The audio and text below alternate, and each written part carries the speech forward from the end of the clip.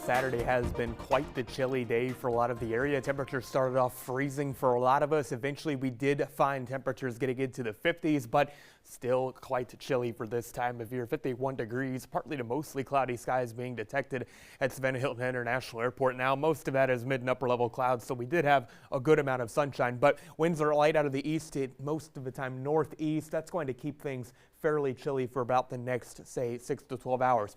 It is dry on Viper radar except for a few passing showers over the Gulf Stream waters. Otherwise, it will be mainly rain-free for Sunday. A low temperature 43, some inland spots maybe in the 40s, right along the immediate coast, just a touch milder. Otherwise, though, quite a warm day on tap. High temp 71, but partly cloudy skies continue. May find, again, about 20% chance of showers before a cold front moves in tomorrow night. That's going to be the weaker of two systems that move in. So here's what we're tracking across the region. High pressure is shifted east. We're kind of in the middle between, say, the colder air mass and the more unsettled air mass to the west, with showers moving across portions of Mississippi and North Alabama. But that's not necessarily going to hold together too well as we time it out on our Vipercast. Cold fronts moving through the region tomorrow.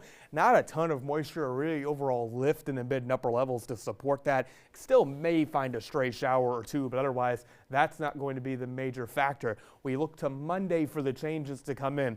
Good news about Monday, at least, looking mainly rain-free, mostly cloudy, though, with really a more mild feel. Some northeast winds built in. It will be quite cool for the day. We track an area of low pressure moving in by Tuesday. Notice lots of rain. That's good. We need the rain here. That eventually makes its way in. Looking like the heavier pockets of rainfall are going to be to our north, but along and north of the warm fronts where you'll find most of the uplift and a lot of the stronger forcing for widespread rainfall. But low pressure sits to the south. We'll have a brief period of breezy conditions during the middle of the day. On and off rain. We may even find a storm or two with the activity coming along the cold front, but not a ton in the way of overall intensity with this activity, maybe just a rumble of thunder, but still, either way, moderate to heavy rain possible at times. By the end of the day Tuesday, this is out of here. We're going to find drier conditions by midweek. Vipercast is not thinking a ton in the way of rainfall accumulation in terms of meaningful rain in terms of the drought situation, but quarter to half inch possible on the coast, and based on current guidance, inland spots about an inch to inch and a half in play. So not a ton of rain, but we could certainly use anything. But looking beyond the extended, we're having pretty much typical early meteorological winter conditions. And by the way, meteorological winter starts up on December 1st. Looking ahead, though, a more active pattern is going to settle in with lots of storm systems tracking through the deep south.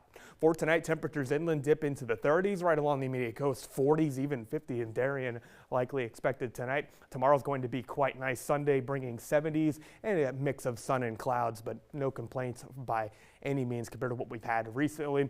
On our local waters, 10 to 15 knot winds develop, 2 to 4 foot seas. Those winds and seas will likely build even further into Monday.